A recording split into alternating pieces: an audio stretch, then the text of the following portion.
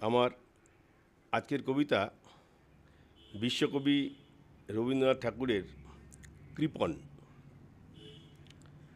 আমি ভিক্ষা করে ফিরতেছিলেম গ্রামের পথে পথে, তুমি তখন চলেছিলে তোমার স্বর্ণরথে।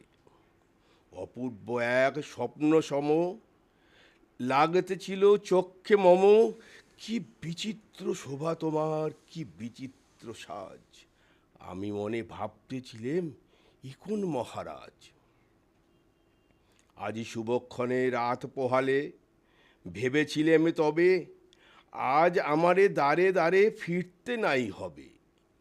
বাহির হতে নাহি হতে কাহার দেখা পেলাম পথে, চলিতে রথ ধনধান্য ছড়াবে দুই ধারে। মুঠা মুঠা কুড়িয়ে নেব, নেব ভারে ভারে। সহসা দেখি রথ থেমে গেল আমার কাছে এসে, আমার মুখ পানে চেয়ে নামলে তুমি হেসে। দেখে মুখের প্রসন্নতা জুড়িয়ে গেল সকল ব্যথা। হেন কালে কিসের লাগি তুমি অকস্মাৎ আমায় কিছু দাও গো বলে বাড়িয়ে দিলে হাত।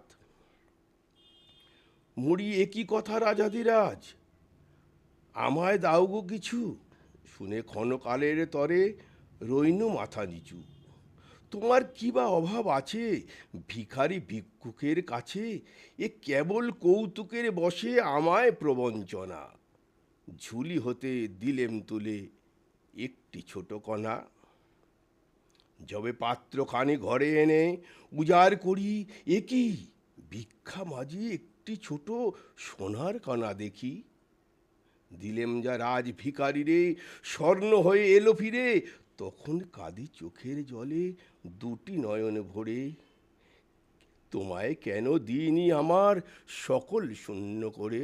নমস্কার।